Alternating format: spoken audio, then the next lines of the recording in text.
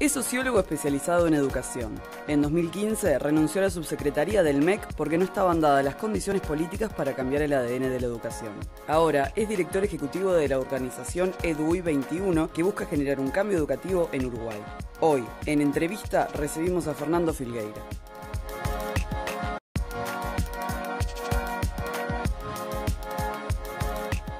Fernando, es un gusto recibirte en El Observador TV. Muchas gracias, un gusto estar por acá.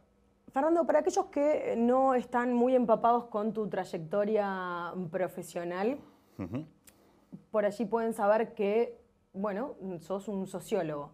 Pero ¿qué es lo que hace que un sociólogo tome la decisión de involucrarse directamente con lo que es las políticas educativas de un país?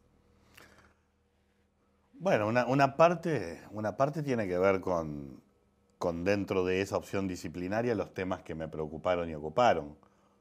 Y otra parte tiene que ver con una biografía propia, en donde desde que empecé mi carrera en sociología yo siempre mantuve tres pulsiones diferentes. Una académica, de investigación, de entender.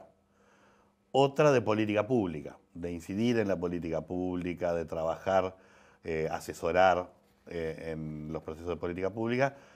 Y otra, como Uruguay es un país pequeño, que también así lo requiere, de construcción institucional, de contribuir a procesos de construcción institucional, sea en el ámbito académico, en el ámbito de las ideas, en el ámbito de las instituciones que inciden, que buscan espacios de trabajo.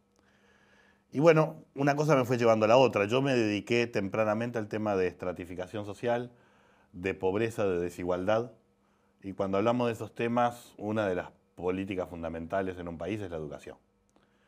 Me preocupé por los temas de desarrollo, modelos de desarrollo en América Latina, en materia comparada. Y de nuevo, una de las políticas fundamentales allí es la educación, el capital humano y las capacidades que se generan en un país. Y por esas otras cosas que yo tuve de estar cerca de la política pública en diferentes momentos, yo integro en un momento la construcción de lo que es hoy el Sistema de Información y Estadísticas de la Administración Nacional de la Educación Pública, hace ya mucho tiempo, pero en lo que fueron los primeros pasos que se estaban dando de construir un sistema con indicadores estandarizados, etcétera, el monitor educativo de primaria, el primer panorama de la educación del Uruguay.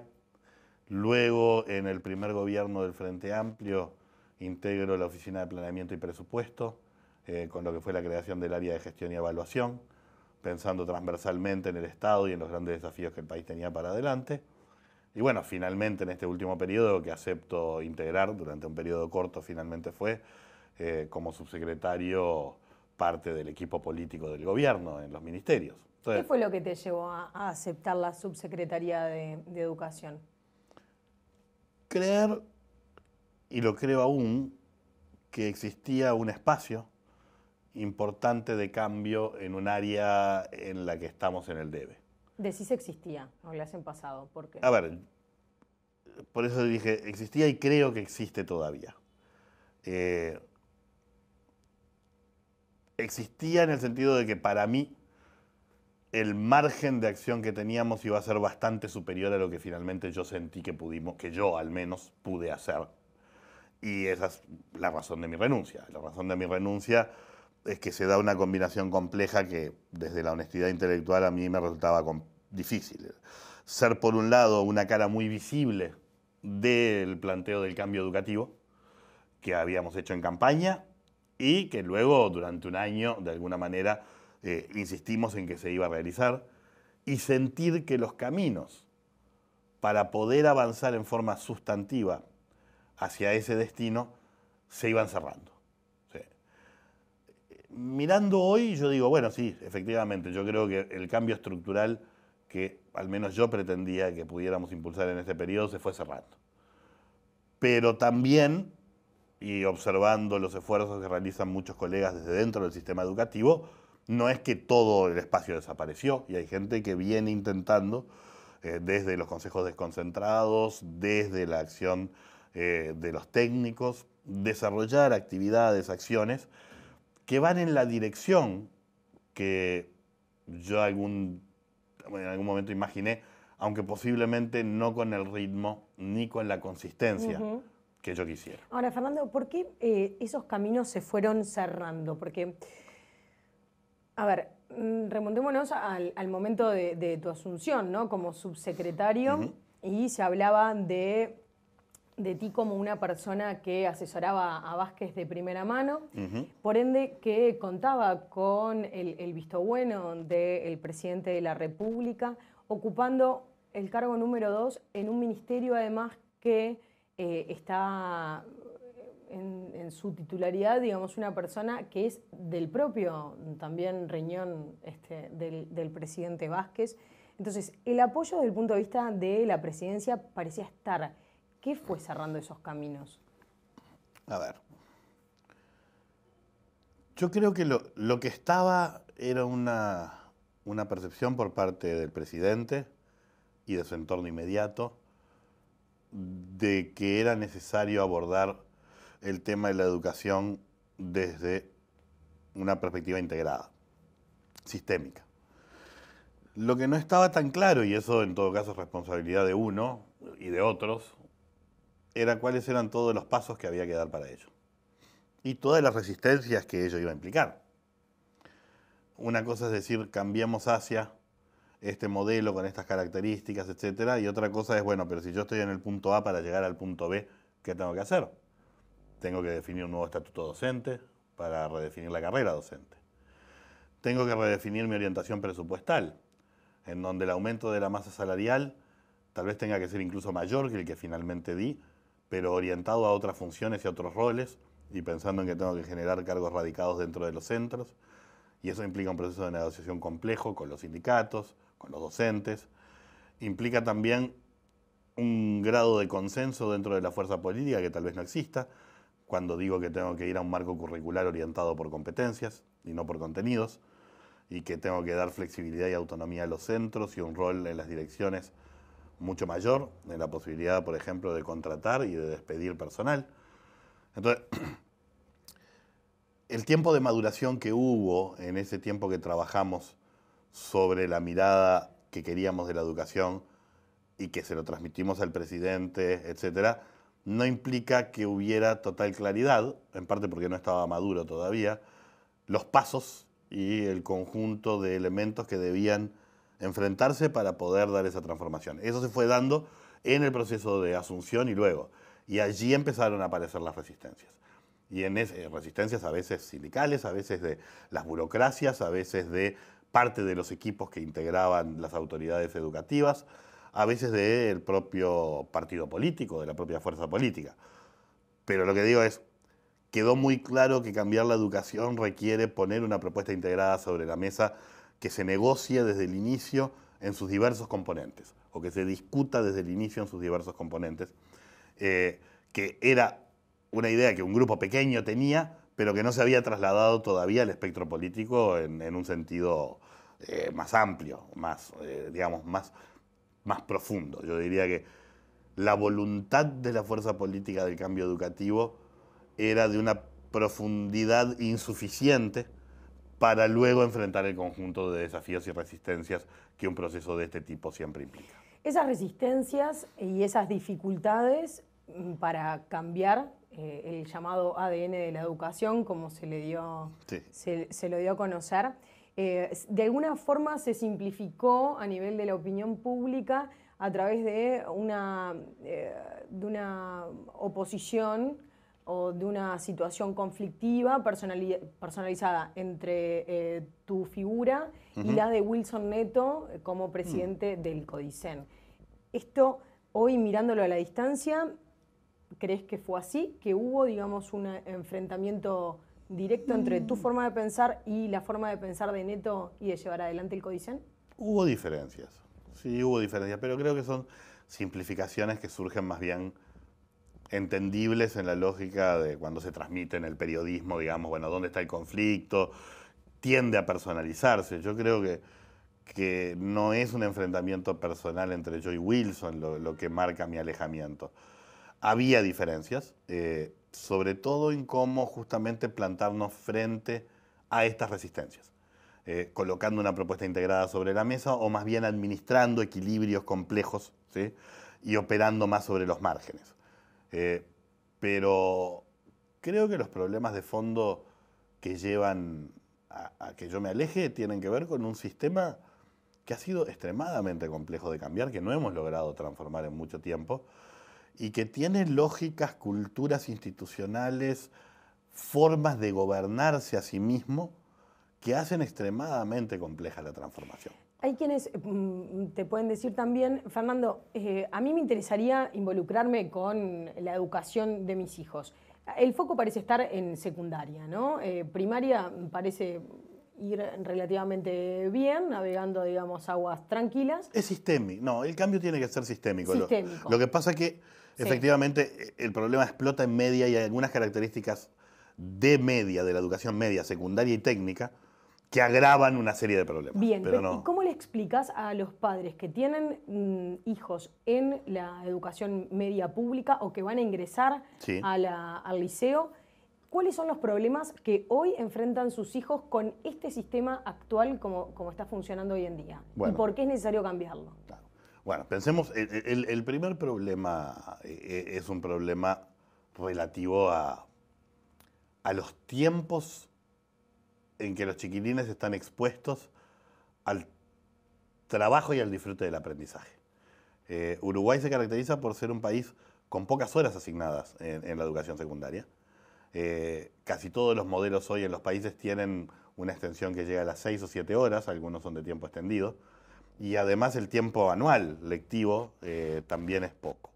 A eso hay que sumarle que el modelo que tenemos es un modelo bastante fragmentado por asignaturas, con 13 asignaturas diferentes en bloques de 45 minutos, que hoy generalmente se agregan en 2 bloques, que hoy se identifica también como tiempos insuficientes para poder trabajar y desplegar proyectos de aprendizaje pedagógicos. Es decir, las típicas de matemática, idioma español, historia, geografía, química, biología, o sea, todo lo que hemos pasado por el liceo. Correcto. Hasta el día de hoy. Pero que si lo recordás vos, y lo recuerdan los que tienen mi edad, cuando todavía eran más de 45 minutos, ahora una cosa positiva es que generalmente se han extendido, entre que el profe entra, pasa la lista, acomoda a los chiquilines, empieza a trabajar, y todo, ya quedaron 30 minutos, o 35. Entonces, la lógica misma es una lógica súper fragmentada, de bajos tiempos de involucramiento, y en donde además, por los recursos humanos que tenemos, que no son infinitos,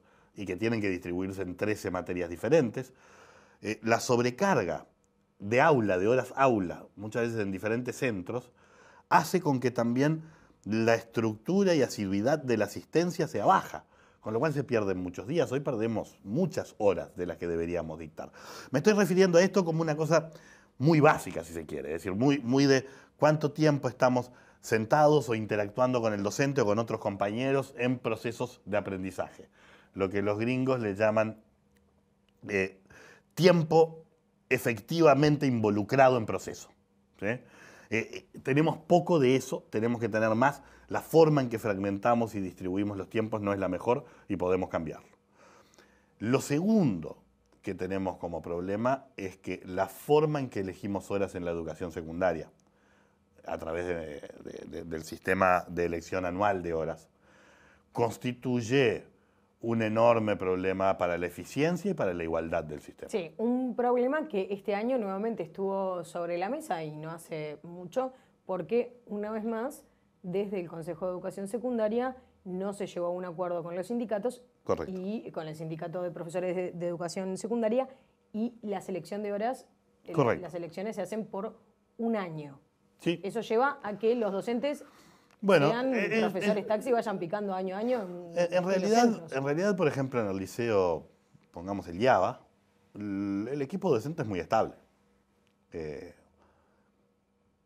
Porque es un liceo deseado, es un liceo que los docentes con mayor antigüedad, que tienen derecho a elegir primero, eligen en reiteración real. Y está bien, digamos.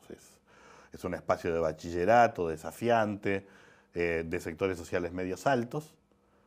Pero claro, cuando vamos a los liceos de la periferia, que es donde los docentes eligen último, ya las horas están más fragmentadas, no se pueden elegir 20 horas en un mismo centro, hay más rotación, hay más lógica de docente taxi y además, bueno, pagamos menos porque son docentes interinos o grado 1 o grado 2.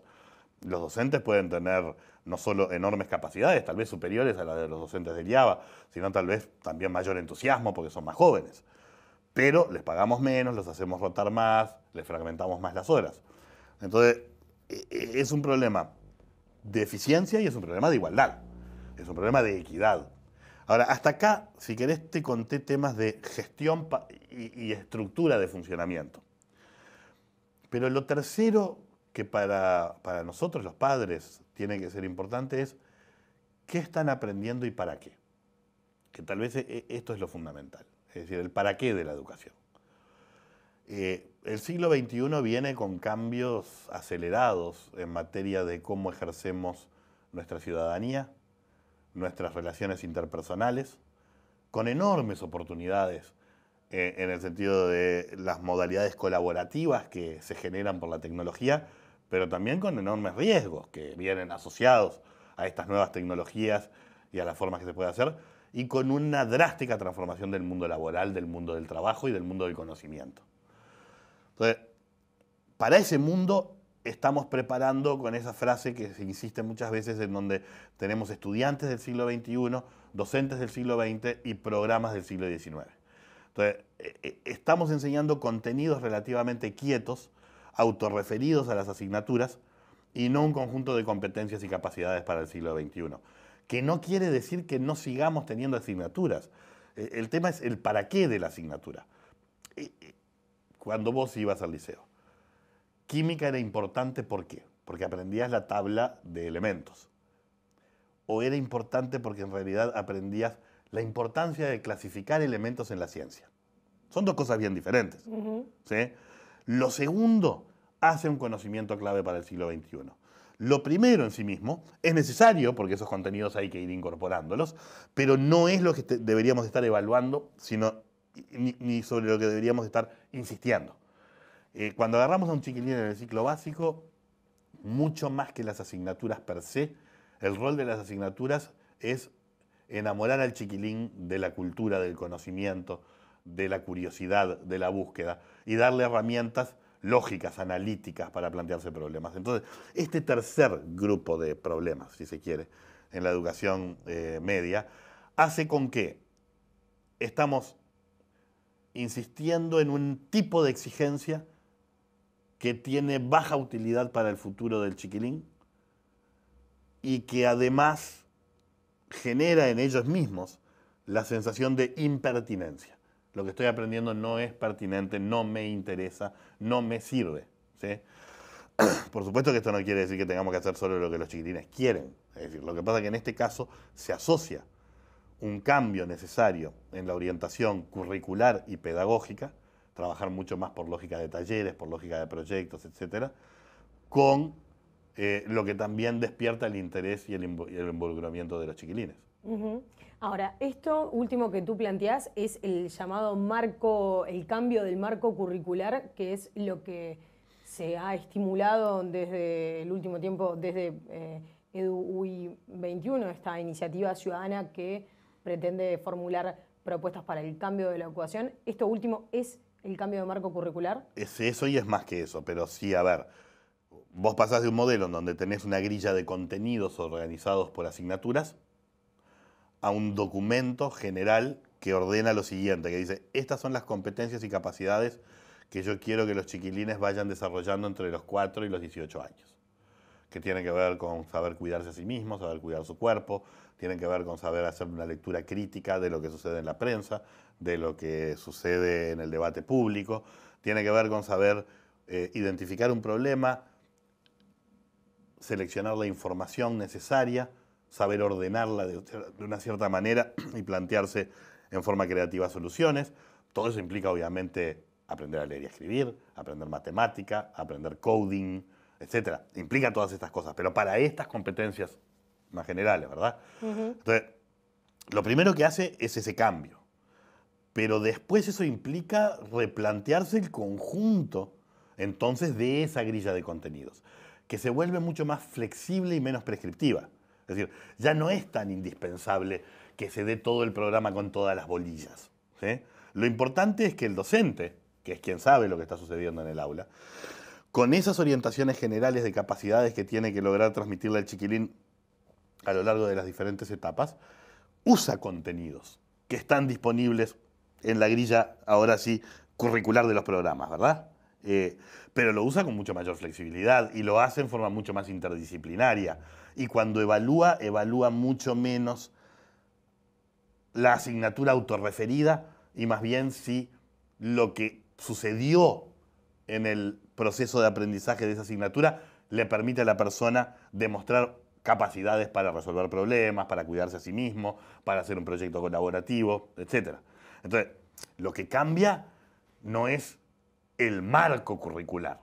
Eso cambia como una pieza más de un cambio del conjunto del sistema en cómo se enseña, en cómo se aprende y en cómo se evalúa. Es decir, que cambia todo el paquete. Ahora, para hacer eso, es imposible hacerlo sin elencos estables en los centros educativos y sin un proceso, obviamente, de formación en servicio de los docentes que les dé herramientas para ello.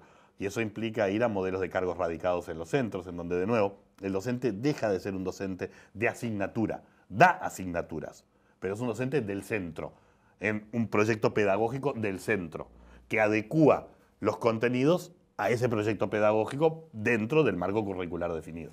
Cuando se dio la discusión, cuando tú estabas como subsecretario de Educación, de modificar la elección de hora en los distintos liceos, ¿no? ¿Cuáles eran los argumentos que daba FENAPES, el sindicato de profesores, para no concretar una elección de horas que se extendiera en el tiempo, ¿no? 2 años o más? En términos generales, el argumento es que hay dos argumentos. Uno es que no estaban dadas las condiciones, porque se estaban creando nuevos grupos, porque los propios docentes no sabían cuántos grupos iba a haber disponibles, etc. Que había otros programas dentro de los centros educativos que no son solo el aula tradicional y que allí también los docentes tenían opciones de elegir horas. Lo cual es medio tautológico, porque en verdad, como en ningún país del mundo existe esto de elegir cada año, ningún país del mundo. Es medio tautológico en el sentido de que no están dadas las condiciones para cambiar de un modelo que es absurdo a un modelo que es racional. Entonces, uno puede discutir eso y bueno, puede discutir cómo se hace la transición de un modelo al otro.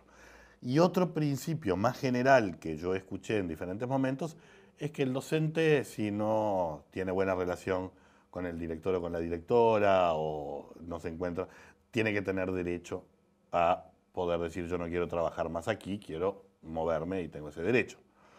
Lo cual me parece que bajo ciertas condiciones obviamente eso es cierto, es decir, hay veces que las relaciones interpersonales se vuelven muy complejas o la persona se muda y se hace mucho más complejo la llegada de un lugar al otro, pero estos casos deberían ser la excepción. Es decir, lo que debería ser tener reglas flexibles que permitan ante esas situaciones la excepción de que una persona que se comprometió en verdad por estar 3, 4 o 5 años dentro de un centro educativo pueda decir no, al año me tengo que ir.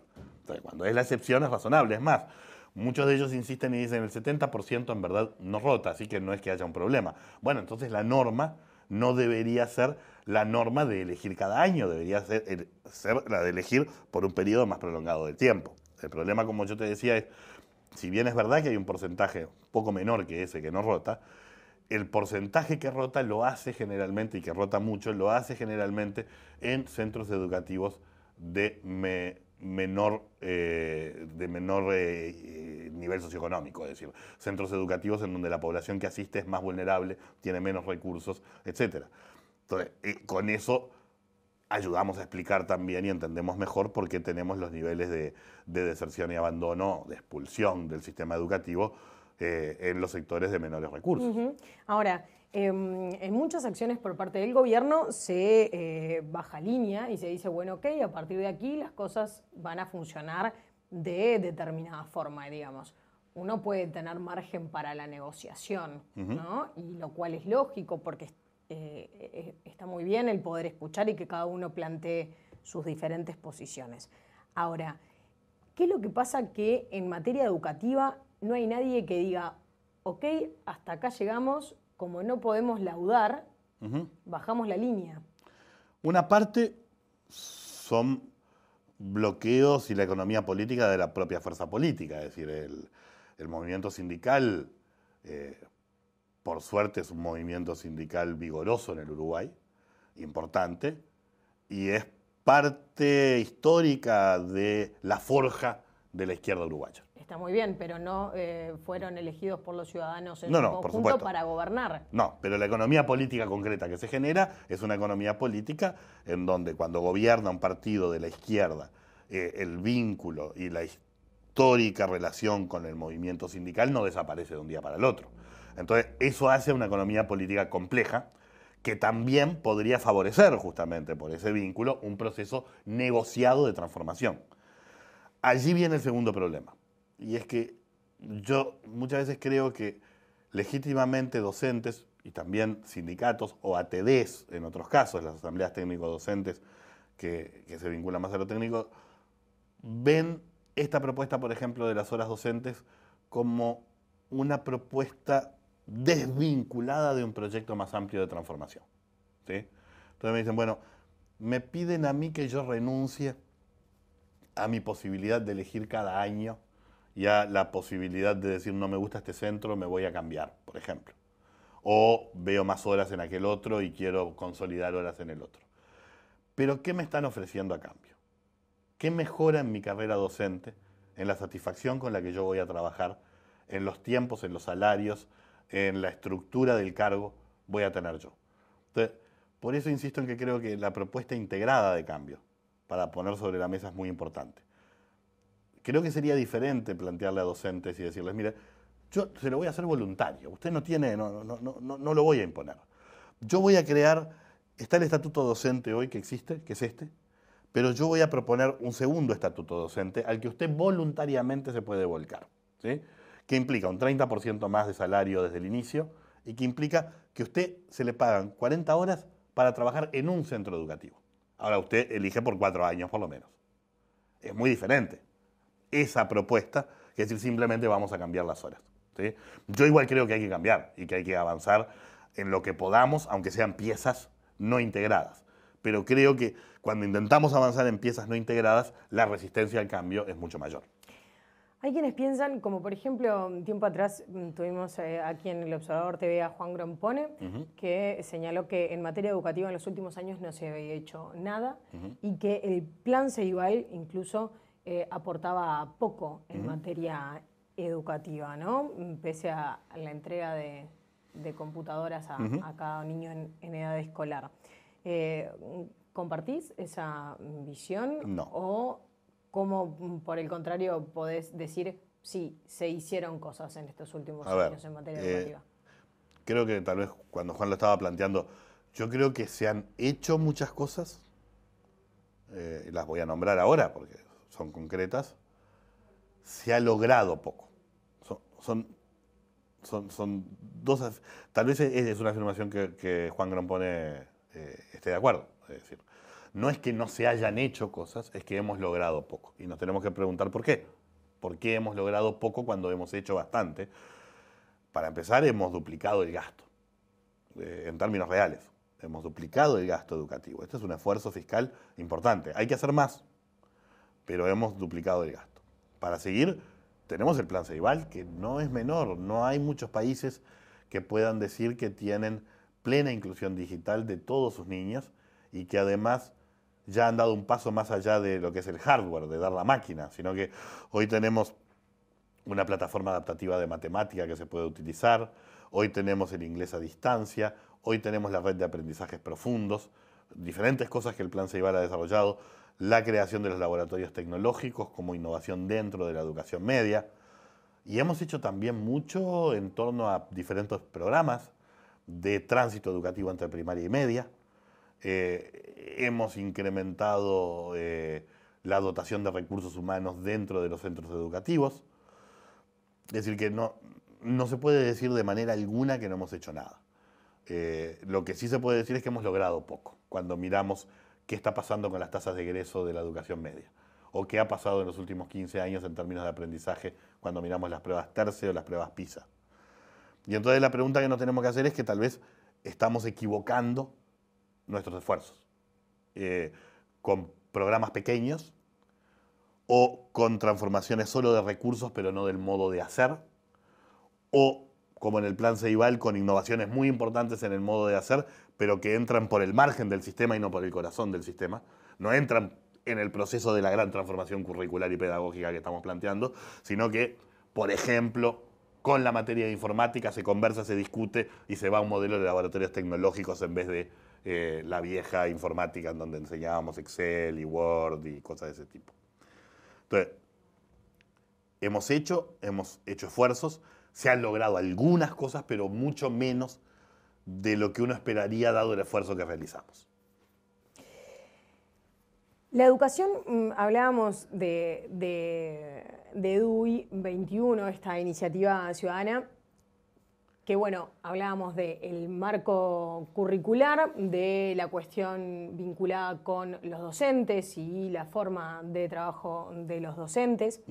También se plantea desde la organización una forma distinta de gobernar a la educación. Sí. ¿Por qué? Porque el actual sistema de un ministerio de educación, pero por otro lado, y que en los hechos quien maneja a la educación es el Consejo Directivo Central de la ANEP, con sus distintos desconcentrados, ¿no? 4 sí, claro. En total. Partamos de allí. Partamos de un principio simple para contrastar con la forma en que organizamos y gobernamos la educación. El centro del proceso educativo tiene que ser el niño, el adolescente, el joven, el cual va a cumplir 3, 4, 5, 6, 7, 8, 9, 10, hasta los 17, 18 años, que es el periodo que consideramos obligatorio. Nosotros a esa persona que es única e integral, le colocamos al menos 2 consejos y tal vez 3 consejos diferentes que administran su trayectoria, ¿sí? Y que definen que tienen autonomía con respecto al Consejo Directivo Central. Le llaman autonomía técnica, pero esto implica, por ejemplo, que cuando el Consejo de Secundaria se reúne y define, bueno, cómo va a tratar el tema de la repetición. ¿Va a usar más el instrumento? ¿Lo va a usar menos? ¿Sí? ¿Cómo va a dictar las clases de matemática y qué modelos de evaluación va a elegir? Lo hace sin tener que vincularse directamente con el Consejo de Educación Primaria. Ahora, el chiquilín que viene de primaria es el mismo.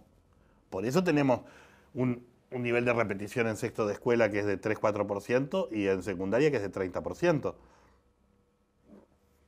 Esto solo es posible en un sistema descoordinado. Porque si no, lo que quiere decir es que le estamos cambiando radicalmente las reglas al chiquilín de un año al otro, al mismo chiquilín. Entonces, lo primero es, si lo importante es el chiquilín y el trayecto del chiquilín de los 4 a los 18 años, entonces lo que deberíamos tener es una autoridad central que dé cuenta y proteja esa trayectoria. En parte todo lo que estamos haciendo de tránsito educativo, ¿sí? O los esfuerzos que se están realizando de que estén más conectados los datos, los registros, ¿sí? Del que sale de primaria al que va a secundaria, ¿sí? Lo hacemos todo porque en verdad no tenemos un sistema integrado desde el principio. Entonces, precisamos una autoridad central que dé las garantías de que la trayectoria está protegida. ¿Pero eso no es el Codicen? Sí, pero nosotros definimos que los consejos desconcentrados son desconcentrados respecto al Codicen. Es decir, que tienen márgenes de autonomía también importantes respecto al Codicen. Entonces, y el Codicen a su vez tiene autonomía respecto a la autoridad política, que es el segundo punto. Que es el Ministerio de Educación y Cultura. Correcto. Ahora, una vez que lo que hicimos fue, le dijimos a la autoridad política, usted no se meta en esto, lo cual a mí me parece un error. La autoridad política tiene que estar metida en esto. Es el gobierno de todos los uruguayos y la República la que tiene que preocuparse por el tema educativo, y cuando la ministra o el ministro van a sala, ellos son los responsables políticos porque además son los que dirigen la educación, que acá no sucede, porque el ministerio no dirige la educación, pero es quien va a sala cuando hay una interpelación por el tema educativo. Segundo, tenemos que tener, ese ministerio tiene que poder constituir una autoridad central del sistema. que proteja esas trayectorias y continuidades desde los 4 a los 18 años. ¿Sí? Y tercero, que es lo otro que no hacemos, luego de que hicimos eso y de que generamos un centro con capacidad rectora, tenemos que dar autonomía a los centros. Es decir, tenemos que desfragmentar arriba y generar un centro con capacidad rectora y luego dar permisos y libertades abajo. Nosotros hacemos lo contrario. Fragmentamos arriba y después de cada consejo para cada centro no damos ninguna autonomía. ¿Sí? Entonces, el modelo es exactamente al revés. Desfragmentemos arriba, generemos un corazón central que tiene una unidad de desarrollo curricular común para todo el sistema, que tiene una unidad de gestión presupuestal común para todo el sistema, potente, que no es la suma de las unidades presupuestales de cada consejo desconcentrado, y después a los centros y a las direcciones, además de incrementar notoriamente el salario de los directores y las directoras, que es necesario, y de formarlos en dirección, ¿sí? Démosle autonomía. Hablabas de todo lo que mencionaste, hablábamos del alumno y de cómo hoy se lo evalúa, ¿no? Sí. El tema del castigo, para los que no van a ritmo estándar, digamos, ¿debería cambiar? ¿A qué sistema de evaluación debería pasar? Que es otra de las propuestas que llevan adelante desde UI 21. Yo soy un convencido de que el sistema de repetición, que el uso del instrumento de la repetición debiera ser abandonado paulatinamente. Yo creo que es un mal instrumento. No solo para la educación primaria, creo que también es un mal instrumento para la educación media. Por supuesto que existen casos extremos en los cuales el bienestar del chiquilín es protegido mediante un parate y quédate con una cohorte anterior. Temas de maduración emocional a veces, etc. Pero después yo creo que lo que tenemos que hacer es una educación personalizada que acompañe a los adolescentes, a los niños, en toda la trayectoria, evitando siempre que sea posible ese parate y usando la evaluación como un modelo formativo. La evaluación tiene que cumplir una función formativa.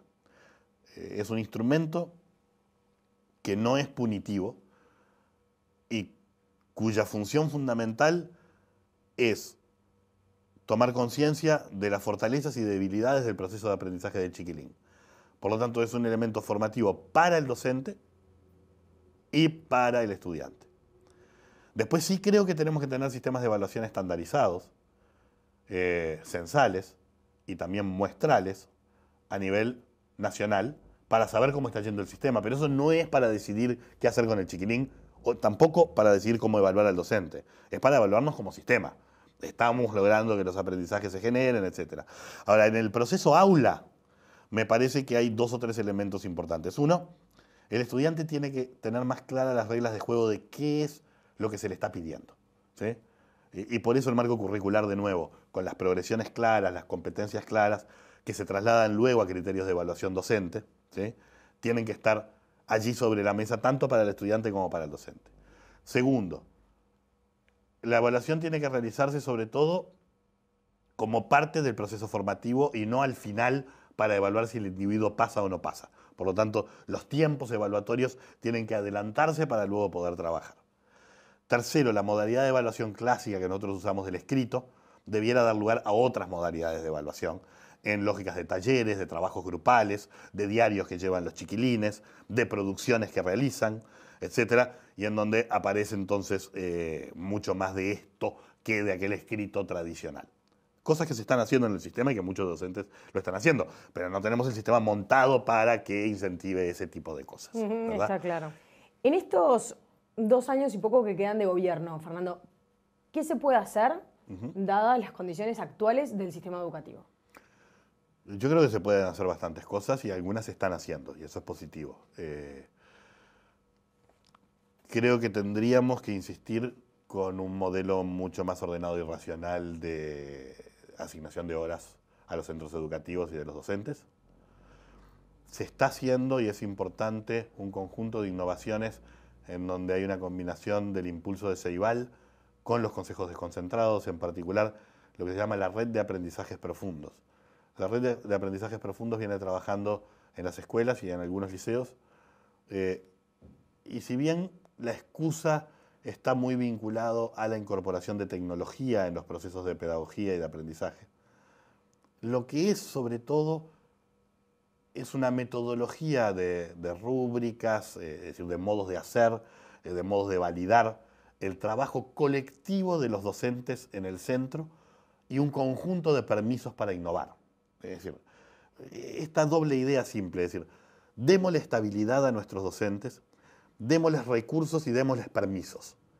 Y veamos cómo ese colectivo luego produce innovación, produce capacidad ampliada, etc. Entonces, me parece que allí hay una línea que no debemos perder.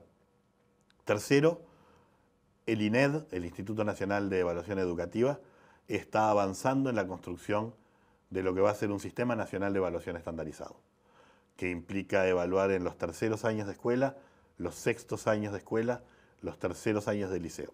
Si recuerdo bien, estos son los 3 mojones sumado a una evaluación temprana para identificar dificultades en la educación preescolar o en la educación de 4 y 5 años. Este sistema hay que seguir avanzando, es un sistema de característica estandarizada que le va a devolver a las autoridades un conjunto de información absolutamente fundamental para cómo mejorar.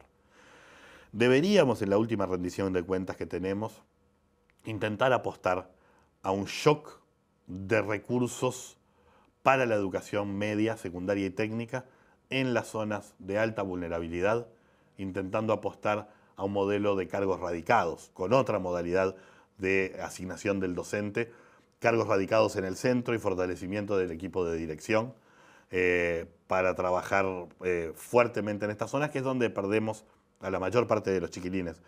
Esos datos que siempre repetimos de un 40% que egresan de la educación media superior y un 68, 69 que están egresando de la educación media básica, implica que perdemos casi 30 antes de que termine el ciclo básico y casi 60 antes de que terminen la secundaria o la media superior.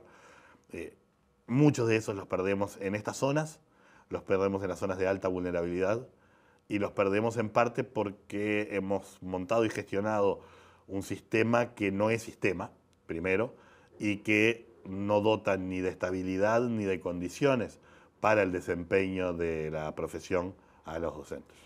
Usted se ha definido como un hombre de izquierda, como un frente amplista independiente. ¿Estaría de acuerdo que las propuestas y esa hoja de ruta que prometió EDUI 21 de cara a modificar el sistema educativo sea adoptado por parte de los partidos de la oposición en sus futuros programas de gobierno? Es que EDUI 21 se define como apartidario. Es decir, EDUI 21 tiene un propósito político, sin duda, que es el de transformar la política pública, pero no tiene un propósito partidario. Por lo tanto, el bien que producimos, esto es la propuesta programática, el debate ciudadano, los talleres de formar y aprender que estamos usando para trabajar con docentes y directores en discusiones de marco curricular, en el tema de formatos de evaluación, en el tema de la neurociencia.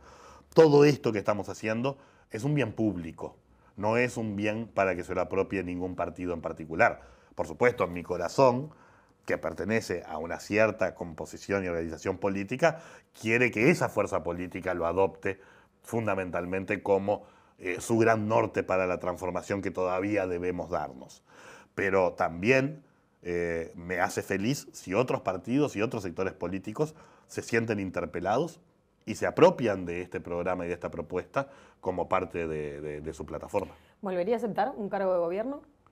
En este periodo de gobierno definitivamente no, por temas también vitales y de organización de la vida, digamos, las decisiones que uno ha ido tomando. No, en un futuro gobierno del Frente Amplio o, ¿por qué no?, en un eventual gobierno de cualquiera de los partidos de la oposición.